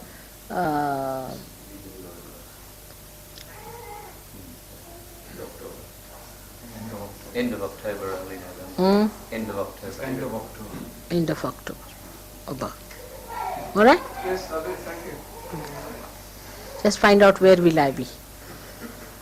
So that's all. I was going to ask that some Sahaj Yoga who've been in Sahaj Yoga for a long time don't feel cool breeze, they don't feel any catches. Some people feel burning all the time, and some people feel the things in their head, in their body, toes, hands. Is there a way we're going to develop where we can feel things, all of us, all over, or is it just some people feel different things? No, you see, to begin with, it has something to do with your nervous system, all right? So if your nervous system is disturbed, you may not feel at all. For the nervous system, best thing is to do massage. You see, somebody should massage their back, hands. Also, I have told many a times that you rub your hands with vibrated olive oil quite a lot and rub these things so they become sensitive. Could be with insensitivity. But if they can feel the catches in the body, that means they're all right. Only the Vishuddhi is not all right. Rub the thing on the Vishuddhi, work on Vishuddhi, clear it out. And for Vishuddhi, if you can use, say, butter to rub on the here and rub all these muscles, you see, with that, all these things will work out for your hand. But supposing there's no cool breeze coming out of the head, possibly, then the realization yet not yet established. See, other people should say whether there's a cool breeze coming, because the person who is not realized may not feel it. Supposing he does not feel it, and you feel it, then he's realized, only thing his chakras are to be cleared out. It's a different category of people. Then there are some people whose kundalini has not risen, they are still Sahaj Yogis like that. Maybe. I don't know if there are any. Those people who are unmarried for long, they are very difficult people, because they never feel the cool breeze in the hand, quite a lot, like that. But it is not so. They are realized souls. In any case, they may not feel it, but they are realized souls, you see. Because a kind of a softness, a kind of a balance is developed after marriage, which is not there. And that's how some people don't feel it. There are various reasons. Some people who are ego-oriented more, they should turn their left to the right many a times. They should find out from the hands, you see. One hand is bigger, one hand is smaller. That means the left side, if it is smaller, that means you have to raise left to the right. You see, from the size of the hands and all that you can see. Putting one hand towards the photograph, another hand outside. Work it out in so many ways, because you have permutations and combinations of certain mistakes. But that doesn't mean you develop this left Vishuddhi by any chance, because that's the worst thing that can happen. If you develop the left Vishuddhi, then it's a very difficult situation. Now, for this kind of a thing, I think I'll give you a complete lecture on one day, complete, as to see what permutations and combinations of different chakras can create. All right? But symptoms are outside. The symptoms are mostly outside. There's no need to, from a personality you can see what it is he's catching. It's a very great problem with people, that they don't feel the vibrations. Some people just don't feel. How many there are like that, who never feel any vibrations? Never felt. Never. Raise your hand. I know, Kerry. No, never. And you never, you have felt it sometime. All right. Mother, since I came to the ashram, my hands have been very hot all the time. Which But I one? feel the catches inside. But Both the hands are. What work you are doing in the ashram? not very much, Mother. All right. You had a left side catch. All right. You can see clearly. Your right hand is very shining. The left, there is a problem. You see, these fingers are not so shining as the things are. You had a left side problem, if you remember it. All right. So that's fighting. In the ashram, the vibrations are fighting. That's why I feel hot. There's nothing wrong with it. It will correct it. You will have cool breeze. Put your right hand always up and left hand towards me. It will correct. When did you come? Quando sei venuto qui? Sono venuto l'altro ieri, mercoledì. If I came on last Wednesday, Mother. Why is he? You staying here? The ashram? Stay here. No, he's not in the ashram. No? Vengo domani. Where is he staying? Dove sei adesso a vivere? In hotel. Hotel. Why you stay here? And get your Sahaj Yoga all right. He's from...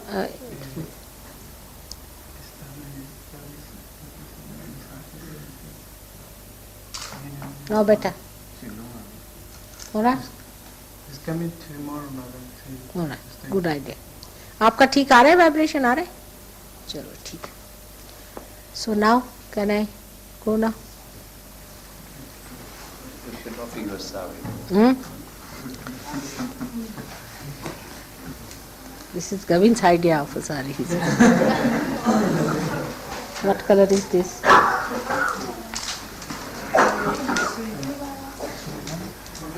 पूजा में दिए नहीं थे.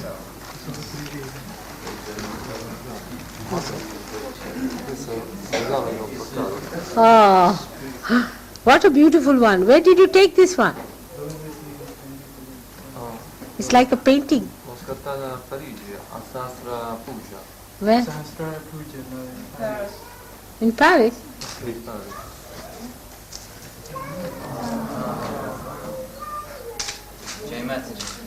It's beautiful. It's for me or for the ashram? E per lei e per l'ashram. Io l'ho portata a madre. He had brought it to you, Mother. Thank you. It's too beautiful. Very beautiful it is.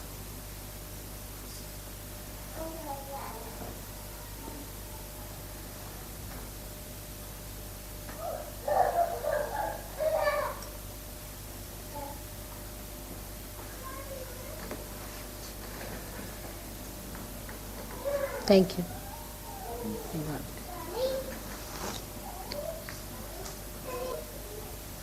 You'll stay here for some time? Starei qui per un Penso una settimana. week. Week, all right, good. Christine, then I'll come and see you all Americans here one day, and we'll discuss about what is to be done in the future program. No. Anything? I brought you a present. Present? Small one, some photographs. Ah. Thank you. I would like to see. It's beautiful, isn't it? It's Italian style. See? It's Italian. They make everything so beautiful. Dekho kitna sundar hai. It's very loving and nice. You had taken this photograph and enlarged it. Sì, a Parigi. Beautiful. Very gentle and nice.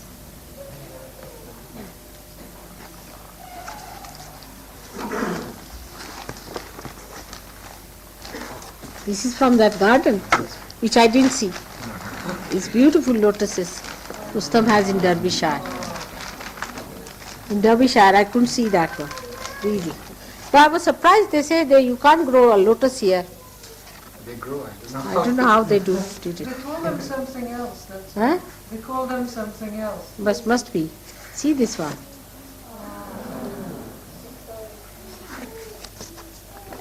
क्या मेरे लिए लाए हैं? बहुत सुंदर, बहुत सुंदर. So beautiful there. Rustam, you have become a great photographer. I do it by accident. He's got 4 years experience.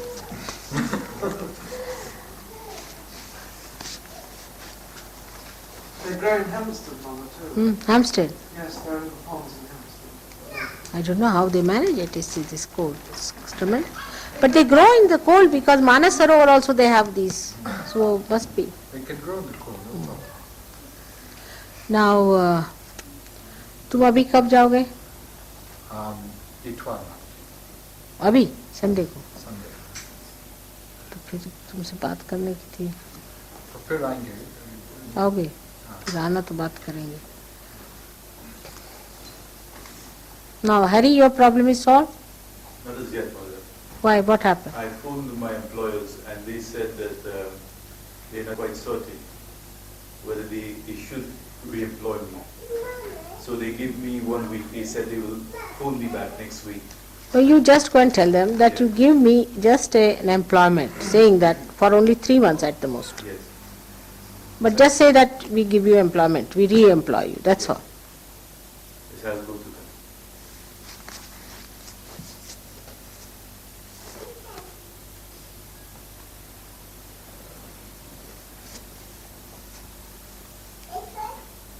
What else?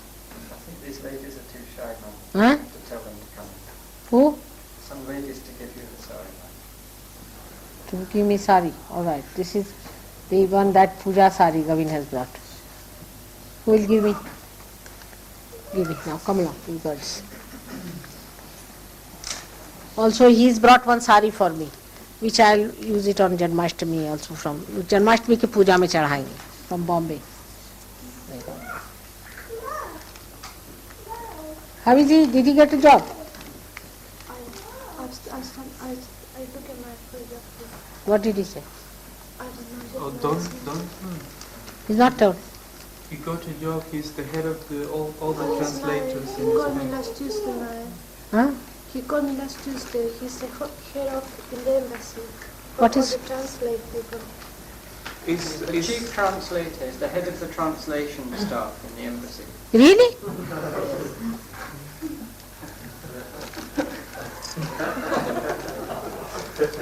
He said he have a big responsibility now. Good.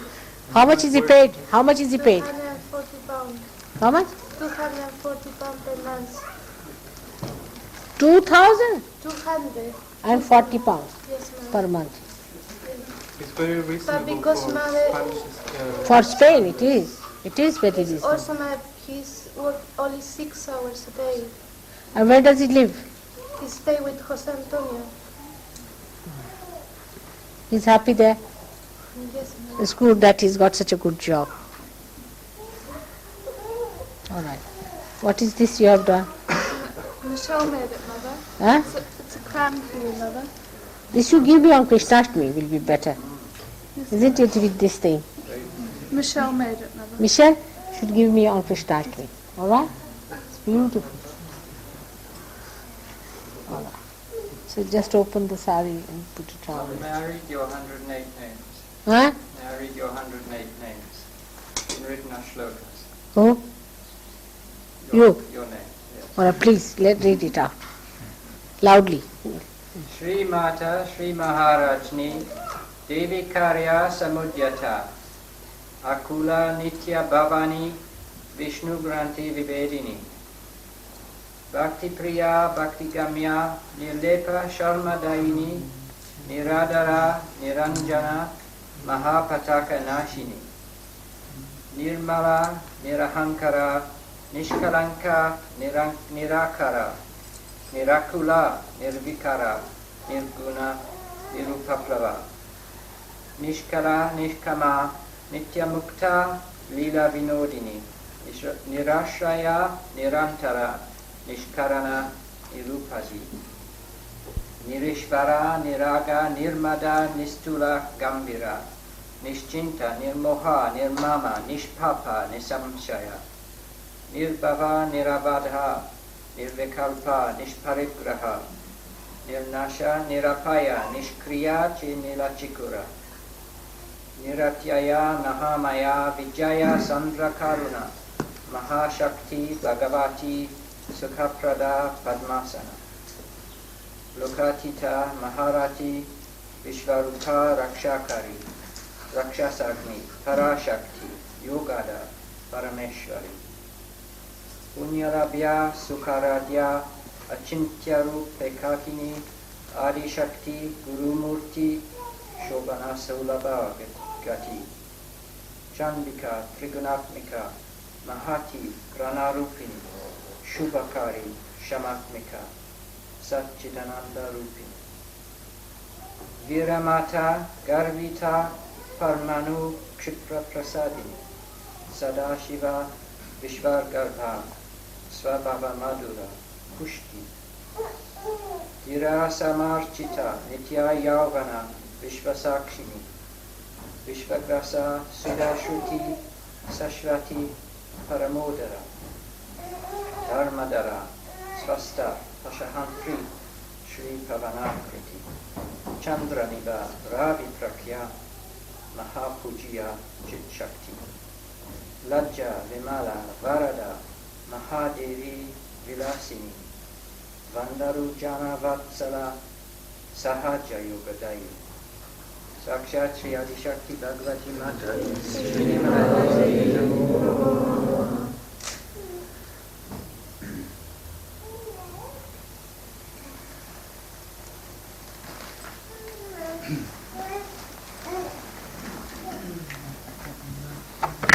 Crazy tired. Like a garland.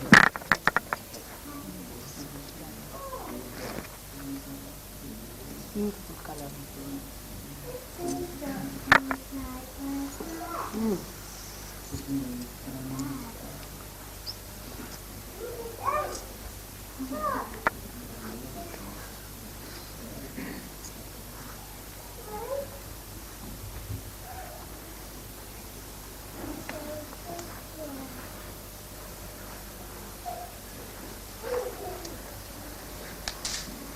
Thank you.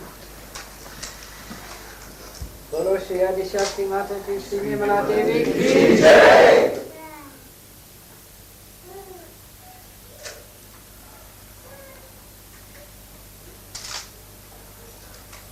Sarvadeva Sarvadevi Mataji Shri Nirmala Devi Ki Jai.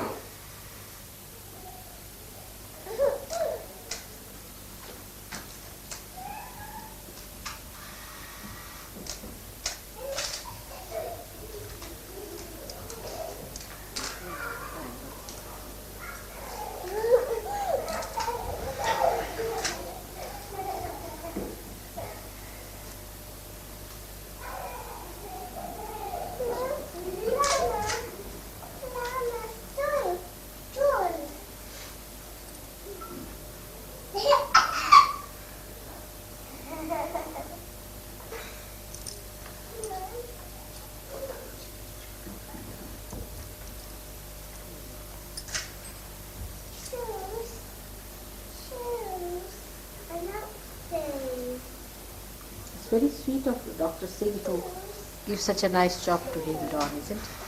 A great man, Dr. Singh है. Dr. Singh ambassador जो Spain के हैं, तो उनको यहाँ से एक हमने सहयोगी भेजा, उसको head of the translation department बना दे, क्योंकि वहाँ हमारा सहयोग काफ़ी जम गया. But we wanted some English surgeon to go there. He knows Spanish also. But Dr. Singh is taking so much interest, I must say. But it's only for 3 months. All right. So it's the, Yes, that's what he said that 3 months ago. Let's see. It may go further. You will have excellent reference after that. yes, Hmm? it's a good kiss. You will have excellent reference after that. Now we can go to other places. He's not so attached to anything. I found it from him. You see, Don is a very deep surgery, very deep. And he said, I'm not so particular about Spain. Any place you send me, another I'll be. So he's not so much attached to it. He's a very deep person. That was a good answer. So you can go somewhere else. He says, it's not that I get attached to Spain. Let's see. But you better know now. Did he tell you what is the problem is? Yes, ma'am. I must learn proper English. You see? That's very important. Because Sahaja I cannot speak all the languages. So better try to learn. In here, people should teach English to people who don't know good English. All right? Not that English language is God's language, but at least I understand it.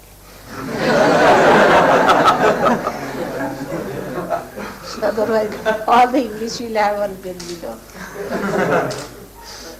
Because I can't learn so many languages. All right? Try to learn English language and also understand Sahaja mentally. That's important. Because you have to explain to people, talk to them, because you talk, but it makes no sense on other people if you are not mentally equipped. Those who are just attached to Sahaja Yoga with heart must equip themselves also with mind. Must understand Sahaja Yoga with mind. It's very important. And those who only understand with mind should understand it with heart. Alright? Reading the Advent Mother is very useful, very helpful to Advent. overcome this problem, Yeah. because I All have right. the same problem. Try to read Advent, explain to her, let her understand. How are you? You never came to the... Unfortunately, I had to work. I see. But I'll try and get to later on. काय तुमचं ठीक चाललंय? बरं. आणि mangalsutra? You got 2, 1 misappearance. One you keep it for the next teacher. You have 2 boxes. One. Only one. That's all. Just put it in one.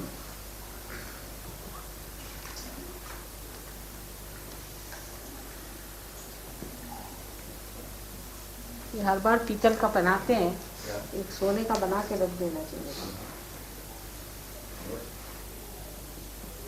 है ना Rustam?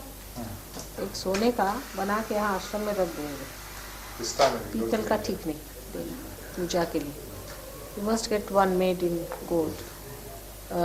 When I go to India, I'll get you one. It should be used for पूजा, क्योंकि देवी को पीतल का नहीं पहनाते. And the same can be used every time.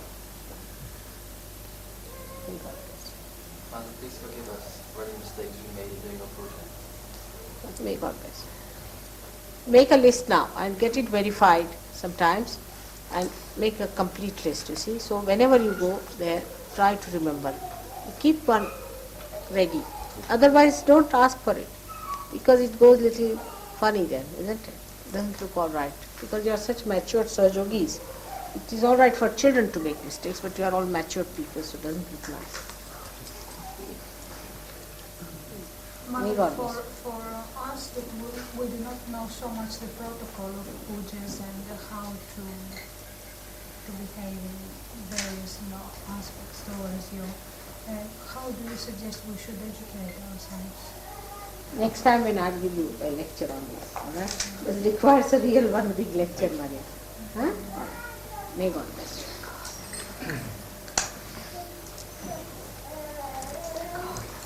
Mother, someone's bringing you some food.